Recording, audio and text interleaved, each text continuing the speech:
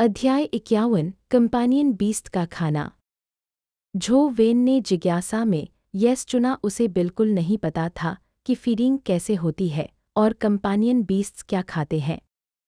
लोग आमतौर पर डायमेंशनल क्रिस्टल्स का इस्तेमाल करके अपने कंपेनियन बीस्ट्स को जल्दी विकसित करते हैं, लेकिन सिल्वरविंग्ड फ्लाइंग आंत का मामला थोड़ा अलग था। यह इवॉल्व नहीं हो रहा था, यह ग्रो अप कर रहा था। दो विकल्प, म्यूटेटेड विगर आंत और म्यूटेटेड स्केलेटन आंत। कृपया फीडिंग के लिए भोजन चुनें। भोजन कंपेनियन बीस्ट्स है, झो वेन ने सोचा। यह कितना एक्स्ट्रावेगेंट था। कोई भी कंपेनियन बीस्ट आम आदमी को आधा साल खिला सकता, और यह छोटा एंट इन्हें खा रहा था। खुशी की बात यह थी कि झो वेन के पास गेम में ड्रॉप हुए कंपेनियन बीस्ट्स बेचने का कोई तरीका नहीं था। उदाहरण के लिए, म्यूटेटेड विगर अंत अब ज़्यादा काम का नहीं था, इसलिए इसे खाना बनाना कोई दुख की बात नहीं थी। झो वेन ने बिना देर किए म्यूटेटेड विगर अंत चुना और उसे सिल्वरविंग्ड फ्लाइंग अंत को खिला दिया। म्यूटेटेड विगर अंत एक चमकदार स्वर्ल में बदल गया और सिल्वरविंग्ड फ्लाइंग अंत की ओर उड़ गया। जैसे ही यह मिला, बस एक सिल्वर फ्लैश हुआ और सिल्वरविंग्ड फ्लाइंग अंत का हंग्री स्टेट गायब हो गया। सिल्वरविंग्ड फ्लाइंग आंत को मारने के बाद सामान्य विगर आंट्स और mutated vigor ants blood colour अवतार और स्केलेटन आंत को रोक नहीं पाए। झो वेन ने पूरी ताकत से आगे बढ़ना शुरू किया, यह जानने के लिए कि आंत नेस्ट के गहरे हिस्सों में क्या छिपा है। म्यूटेटेड स्केलेटन आंत एक टैंक की तरह था। वह चींटी के झुंड में विनाश का रास्ता छोड़ता चला गया, लेकिन झुंड समुद्र की लहर की तरह था। आधे घंटे में वह सिर्फ कुछ 100 मीटर आगे बढ़ पाया। झो वेन का दिल धड़क उठा जब उसने देखा कि भूमिगत क्षेत्र काफी चौड़ा हो गया है। उसने सिल्वरविंग्ड फ्लाइंग आंत को समन किया। 4 पारदर्शी पंख ब्लड कलर अवतार की पीठ पर उभर आए और वह उड़ने लगा। हालांकि यह सिर्फ 10 मीटर तक ही ऊंचाई तक उड़ सकता था, लेकिन इससे विगर आंट्स उसे छू नहीं पाए। ऊपर से भी बहुत अंतर नहीं था, क्योंकि भूमिगत था, ज्यादा जगह नहीं थी। असल में अगर वह ज्यादा ऊंचा उड़ता भी तो कोई फायदा नहीं। छत पर भी चींटियां रेंग रही थीं। झो वेन ने अवतार को ज्यादा ऊपर जाने नहीं दिया। सिल्वरविंग्ड फ्लाइंग आंत का life Providence king of low altitudes काम आया। वह कम ऊंचाई पर बेहद फुर्तीले ढंग से उड़ता, और अगर विगर आंट्स छत से उस पर कूदते तो वह आसानी से बच जाता। झो वेन अब और सिल्वरविंग्ड फ्लाइंग आंट्स या अन्य उच्च स्तर के डायमेंशनल क्रीचर से मिलने की उम्मीद करने लगा। अब उसे सामान्य विगर आंट्स मारना संतोषजनक नहीं लग रहा था। गुफा गहराती गई और जल्दी ही गेम स्क्रीन अचानक खुल गया। एक भूमिगत कावन दिखाई दी, विशाल अकल्पनीय रूप में। उस कावन में आंत नेस्ट्स एक दूसरे से जुड़ी हुई थीं, जैसे कोई विशाल भूमिगत शहर। लेकिन ये नेस्ट्स इंसानी इमारतों जैसी नहीं थीं, ये पत्थर के गोले जैसी दिखती थीं, अलग अलग आकार के, और बीच बीच में बड़े पत्थर के स्ट्रिप्स थे जो लगभग आधे भूमिगत क्षेत्र को ढकते थे। आंत नेस्ट्स के चारों ओर काले पंखों वाली उड़ने वाली चींटियों का झुंड घूम रहा था। झो वेन केवल बीच का हिस्सा देख सकता था, जहां एक विशाल गोल नेस्ट था, और उसके बीच से एक अजीब सुनहरी चमक निकल रही थी।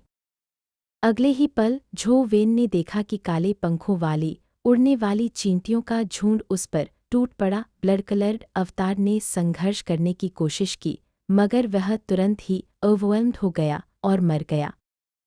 काले स्क्रीन को देखकर झो वेन ने गेम बंद कर दिया। उसने सोचा कि अब कुछ समय तक वह आंत सिटी का पता नहीं लगा पाएगा। कम से कम सिल्वरविंग्ड फ्लाइंग आंत को बड़ा होने तक इंतजार करना पड़ेगा, तब जाकर आंत सिटी में प्रवेश कर पाऊंगा। और वह सुनहरी चमक बीच में, यह कोई चींटी नहीं लग रही, बहुत दूर था, इसलिए अच्छे से नहीं देख पाया। वह भूखा था, इसलिए रसोई में गया, देखा कि लाइक शुआन का फ्रिज खाली था, बस बचा था मोल्ड वाला पिज्ज़ा। इतनी बड़ी फ्रिज हमेशा चालू रहती है और भीतर कुछ नहीं, फालतू है। झो वेन ने सोचा कि अब कुछ खाना खरीदना पड़ेगा। स्कूल शुरू होने में अभी कुछ दिन थे, इसलिए आने वाले दिनों के लिए खाना चाहिए था। लोयांग सिटी में एक होटल स्वीट में कायरो सियुन ध्यान से एक दस्तावेज पढ़ रहा था। एक ब्लॉन्ड ग्रीन आइड महिला लिज ताबलत हाथ में पकड़कर रिपोर्ट दे रही थी। उस युवक की सारी जानकारी इसमें है। नाम जुवैन, गाइड हाई स्कूल का छात्र, इस साल ग्रेजुएट हुआ और अंक अच्छे आए। शहर में कॉम्बैट टेस्ट में दूसरा स्थान हासिल किया। सनसेट कॉलेज में प्रवेश भी ले लिया। पिता जू लिंगफेंग एक ट्रांसलेटर, कोई खास बैकग्राउंड नहीं है, लेकिन दिलचस्प बात, जू लिंगफेंग ने हाल ही में दोबारा शादी की और उसकी नई पत्नी अनफैमिली की विधवा व्यांगलान है। अंत्यांजियो की माँ व्यांगलान। कायरो सियुन चौंक गया और लिज की ओर देखा। लिज ने मुस्कुराकर हाँ में सिर हिलाया। हाँ, ओवसियर अन की माँ इंटेल के अनुसार अंजिंग ने विशेष रूप से गाइड हाई स्कूल में ट्रांसफर लिया था ताकि वह जू वेन को हराए। कायरो सियुन गहरी सोच में पड़ गया। उसने लिज को घूरकर पूछा, क्या सच में जू लिंगफेंग का कोई बैकग्राउंड नहीं है? मैंने उसकी पूरी जांच करवाई है। 3 पीढ़ियों से उनका परिवार गरीब रहा। जू लिंगफेंग का पिता कारपेंटर था। बचपन में उसने शारीरिक मेहनत नहीं की और भाषा में एप्टीट्यूड होने के कारण ट्रांसलेटर बन गया। लिज ने अपना समरी देखा। क्या संभव है कि जू लिंगफेंग का कोई ओवरसीज कनेक्शन हो? कायरो सियुन ने पूछा। असंभव, भाषा में एप्टीट्यूड सही है, लेकिन वह काफी फ्रिवलस आदमी है, लजीज, आलसी और लस्टफुल है। अक्सर बाज में समय बिताता है। उसकी कल्टिवेशन बेकार है। लेजेंडरी स्टेज में बेली पहुंचा। ऐसे व्यक्ति का ओवरसीज कनेक्शन संभव नहीं, लिज ने जवाब दिया। अजीब है, व्यांगलान को ऐसा आदमी क्यों पसंद आएगा? कायरो सियुन ने भौहें चढ़ाईं। कुछ महिलाएं बात बॉय पसंद करती हैं, शायद व्यांगलान को हैंडसम और चार्मिंग लड़का पसंद है, लिज ने सुझाया। व्यांगलान ऐसी नहीं है। अनफैमिली अंदातों की मौत के बाद तमिल में था। अंत्यांजियो सिर्फ 14 साल का था जब उसने फैमिली बिजनेस संभाला। लीग के कई महत्वपूर्ण लोग अनफैमिली पर नजर रखते हैं, घर के अंदर और बाहर दोनों जगह। परेशानी, अंत्यांजियो ने इतनी कम उम्र में बिजनेस संभाला, कौन जिम्मेदार था? व्यांगलान जैसी शक्तिशाली महिला, वह ऐसे यूजलेस आदमी को क्यों चुनेगी? कायरो सियुन। लेकिन हमने ठीक से जांच कर ली, जू फैमिली का कोई बैकग्राउंड नहीं है। जू लिंगफेंग क्लीन है, इसलिए ओवरसीज कनेक्शन संभव नहीं, लिज ने कहा। ओवरसीज लोगों को हल्के में मत लेना। जू वेन अभी अंस के यहाँ रहता है? कायरो सियुन ने पूछा। नहीं, लाइक शुआन के साथ एंट्रेंस एग्जाम्स के लिए जुड़कर उसने अच्छी रिलेशनशिप बना ली थी, इसलिए लोयांग में लाइक शुआन के पास रह रहा है। गाइड सिटी में उसे ढूंढ नहीं पाए क्योंकि लाइक शुआन ने उसे पहले ही लोयांग ले आया, लिज ने जवाब दिया। जू वेन को यहाँ लाओ, किसी को खबर न लगे, खासकर अनफैमिली को, कायरो सियुन ने गंभीर स्वर में कहा। अध्याय 52, लिज की योजना। झो वेन ने लाइक शुआन के घर से निकलकर सड़क पर चलना शुरू किया। यह एक शानदार नेबरहुड था, लेकिन बड़े आकार के सुपरमार्केट नहीं थे। झो वेन ने अपने फ़ोन से नेविगेट किया और देखा कि सबसे नज़दीकी सुपरमार्केट लगभग 1 किलोमीटर दूर था। यहाँ सब कुछ अच्छा है, बस सामान लेने के लिए दूरी थोड़ी ज़्यादा है। झो वेन को चलने से आपत्ति नहीं थी, लेकिन वह समय बर्बाद करना पसंद नहीं करता था। उसके लिए समय बर्बाद करना जीवन बर्बाद करने के बराबर था, इसलिए उसने रहस्यमय फ़ोन निकाला और चलते चलते गेम खेलने लगा। लिज, जिसने कायरो सियुन के आदेश पाए थे कि झो वेन को वापस लाया जाए, पहले ही लाइक शुआन के घर पर अपने लोगों को तैनात कर चुकी थी। जब उसने झो वेन को घर से बाहर निकलते देखा, एक सबऑर्डिनेट ने फुसफुसाया, डायरेक्टर लिज, क्या हम उसे पकड़ लें? लिज ने अपनी आंखें घुमाईं। झो वेन का स्टेटस स्पेशल है, हमें किसी को नहीं पता चलना चाहिए कि वह हमसे लिया गया था, और इस अपस्केल नेबरहुड में हर जगह कैमरे हैं, सीधे उसे उठाना असंभव है, एक्सपोजर हो जाएगा। तो क्या करना चाहिए? लिज ने इम्पेशेंटली हाथ हिलाया। अब वापस जाओ, इसे मेरे जिम में छोड़ दो। सभी सबऑर्डिनेट्स को भगा देने के बाद लिज ने अपने लहराते ब्लॉन्ड बालों को संवारते हुए सोचा, मेरे चार्म के साथ उसके बच्चे को संभालना कोई बड़ी बात नहीं है। लिज जल्दी में नहीं थी, उसने इंतजार किया जब तक झो वेन अपस्केल नेबरहुड से बाहर नहीं निकल गया। फिर उसने अपनी रेड कन्वर्टेबल स्पोर्ट्स कार चालू की। जब उसने सड़क पर कोई कैमरा न होने वाली जगह देखी तो वह वहां गई। उसने जानबूझकर कार झो वेन के पास रोकी और अपने ब्लॉन्ड बालों को झटकते हुए कंधे की स्नो वाइट सपल स्किन दिखाई। फिर उसने झो वेन की ओर एक्सपेक्टेंट और अलूरिंग नज़रों से देखा। उस बच्चे को मेरा चार्म देखकर मेरे पैरों में गिर जाना चाहिए।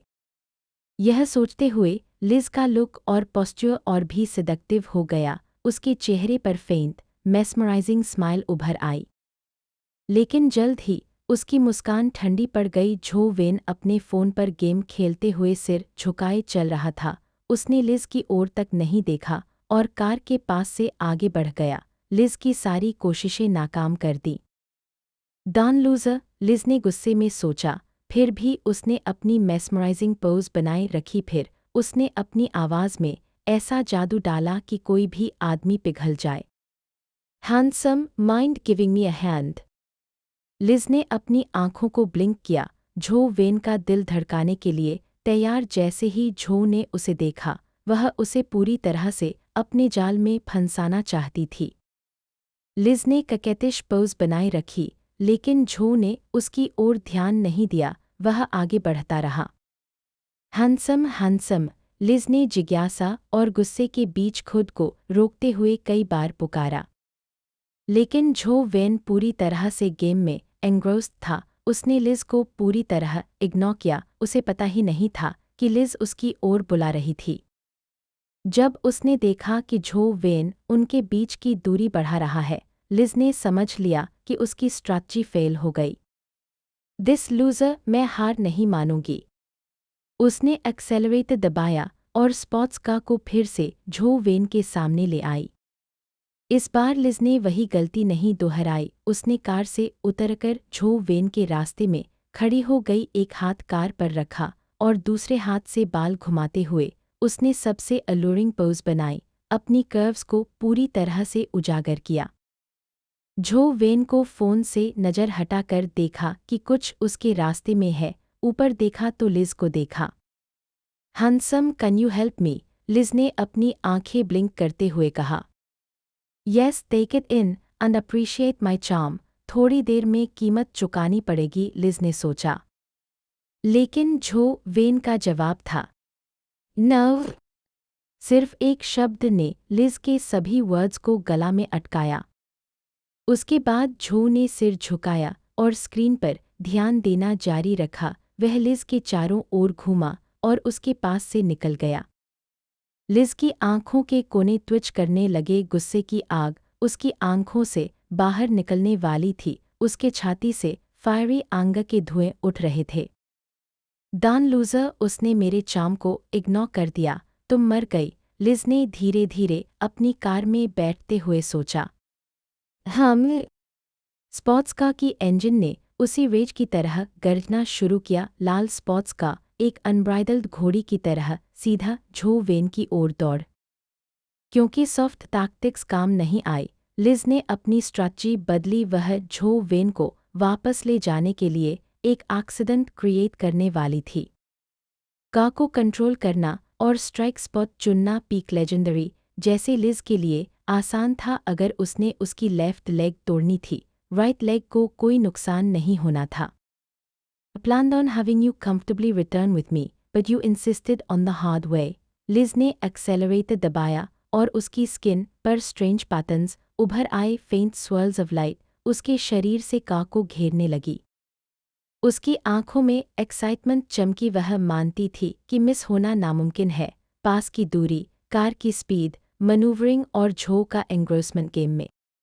झो वेन को कुछ भी महसूस नहीं हुआ। वह गेम खेलते रहा, लेकिन जब कार कर्ब पर चढ़ी तब उसे फाइनली समझ आया कि स्पोर्ट्स कार उसकी ओर आती है। Too late to notice it now, Liz ने एक्सेलरेटर पूरी हेट के साथ दबाया।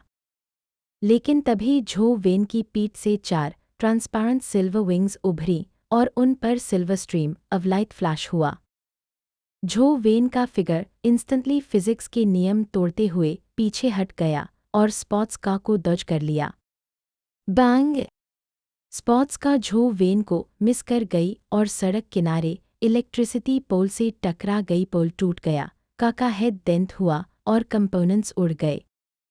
हेलो ट्रैफिक पुलिस, यहाँ एक्सीडेंट हो गया। झो ने अपना ऑर्डिनरी फ़ोन निकाला और पुलिस हॉटलाइन पर कॉल किया।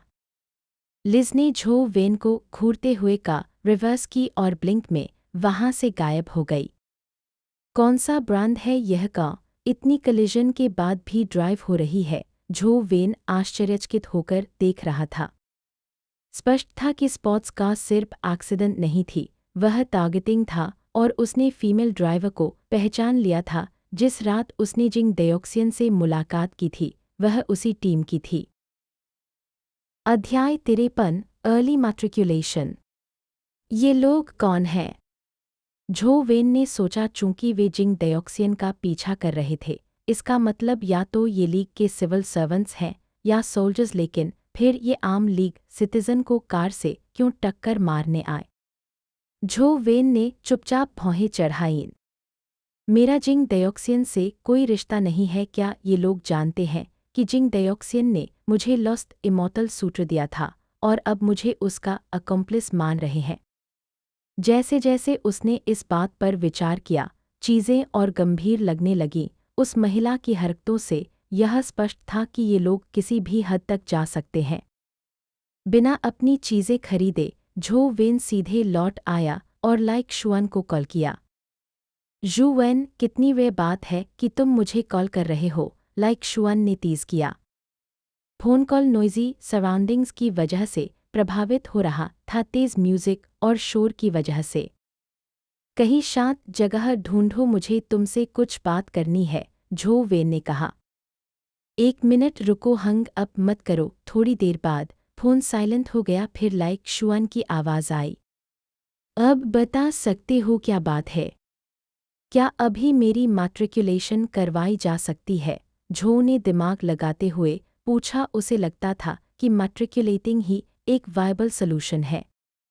डायमेंशनल स्टॉर्म्स के बाद इंस्टीट्यूट पहले के यूनिवर्सिटी से अलग था। सनसेट कॉलेज में खास तौर पर यह सच था, यह मिलिट्री से जुड़ा हुआ था और एक मिनिस्ट्री डिपार्टमेंट माना जाता था। कानून के हिसाब से कोई भी व्यक्ति बाहर से सनसेट कॉलेज में घुसकर किसी को अप्रिहेंड नहीं कर सकता।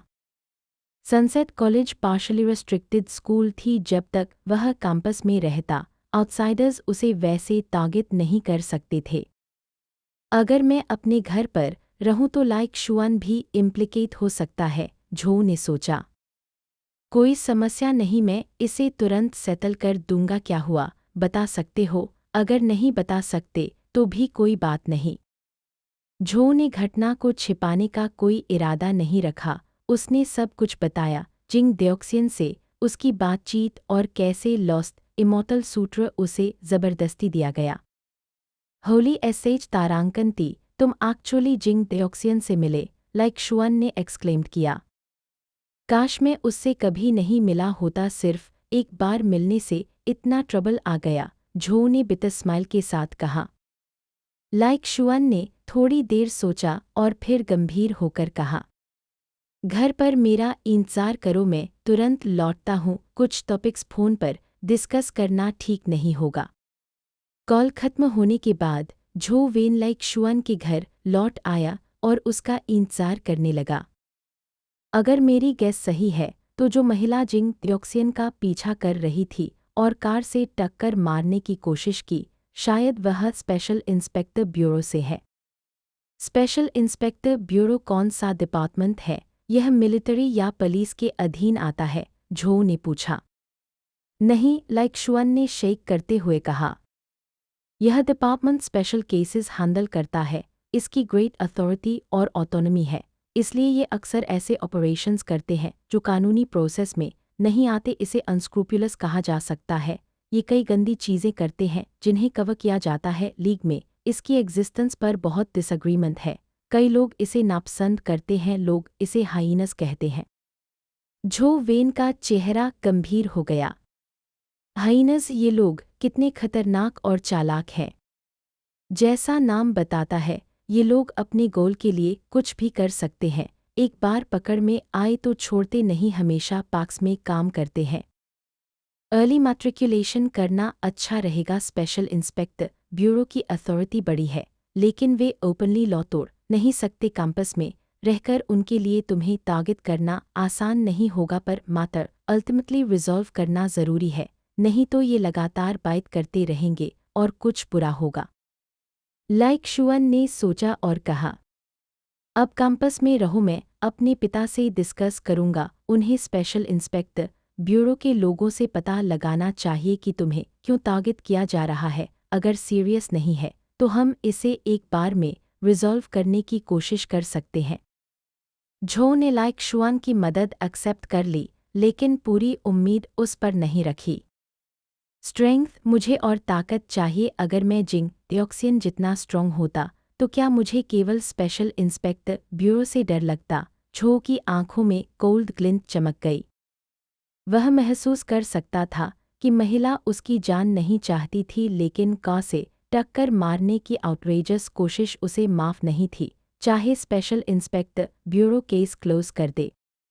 लाइक शुआन ने जल्दी से मैट्रिकुलेशन प्रोसीजर कंप्लीट किया। उसने कहा कि चूंकि उसके पास घर पर करने के लिए कुछ खास नहीं है, उसने सोचा कि झो वेन के साथ अर्ली मैट्रिकुलेट कर ले। लेकिन लाइक शुआन का एक्सप्रेशन अजीब था। मैं ओरिजिनली चाह रहा था कि हम सेम डॉम में एलोकेटेड हों, लेकिन स्कूल ने कहा कि तुम्हारा डॉम पहले ही एलोकेटेड है। Four seasons garden. Four seasons garden में क्या गड़बड़ है? झो ने पूछा। उसे लग रहा था कि यही वही डॉम था जिसको व्यांग लान रेफर कर रही थी। Four seasons garden special admission students का प्लेस है। वे आम स्टूडेंट्स से अलग हैं। तुम एडमिट हुए वैसे ही जैसे मैं स्पेशल एडमिट नहीं हो, फिर तुम्हें फोर सीजन्स गार्डन कैसे मिला? लाइक शुआन हंसा। लगता है तुम्हारा अनफैमिली के साथ कुछ एक्स्ट्रॉर्डिनरी रिलेशनशिप है। क्या तुम मुझे फोर सीजन्स गार्डन में जगह दिलवा सकते हो? अगर तुम वहीं रहना चाहते हो तो मेरे साथ क्यों नहीं रह सकते? पर तुम कैसे जानते कि इसका अनफैमिली से कनेक्शन है? झो ने पजल्ड होकर पूछा। डोंट टेल मी तुम अनअवेयर हो। सनसेट कॉलेज ओरिजिनली अनफैमिली ने स्थापित किया था।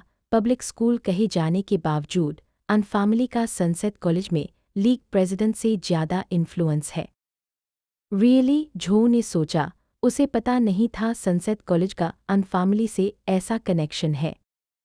तुम अनअवेयर थे, फिर तुम्हारा अनफैमिली के साथ क्या रिलेशनशिप है? लाइक शुआन सस्पिशियस लुक से झो को देख रहा था। झो ने कहा, जू लिंगफेंग मेरे पिता हैं। पीएफएफटी। लाइक शुआन ने जितना अभी पानी पिया था सब उगल दिया। उसकी आंखें चौड़ी हो गईं। तुम जू लिंगफेंग के बेटे हो तो ओवसियर अन तुम्हारी स्टेपमदर है। अनजिंग और अनत्यानज्यू तुम्हारे स्टेप सिबलिंग्स हैं। होली एसेज तारांकनती, तुम्हारे पास अनफैमिली या ओवसियर अन का बड़ा बैकिंग है। स्पेशल इंस्पेक्टर ब्यूरो से डरने की क्या ज़रूरत? तुम अनफैमिली के साथ रहो, कोई मिनिस्टर भी तुम्हें टच नहीं करेगा। वह लोग हैं, मैं हूँ। मेरा सरनेम अन नहीं है, इसलिए हम फैमिली नहीं माने जाते। मैं सिर्फ पीसफुली कोएग्जिस्ट करना चाहता हूँ। बेस्ट है कि हम अपने अपने बिजनेस में रहें। तुम बहुत स्टबन हो। अगर मैं तुम्हारी जगह होता तो व्यांग लान की गुड बुक्स में घुस जाता, फिर मुझे जो चाहिए वो मिल जाता। लाइक शुआन ने मजाक किया। हालांकि फोर सीजन्स गार्डन भी अच्छा है। स्पेशल इंस्पेक्टर ब्यूरो के लिए तुम्हें डील करना मुश्किल होगा अगर तुम वहीं रहो। लाइक शुआन ने रिलैक्स्ड होकर कहा।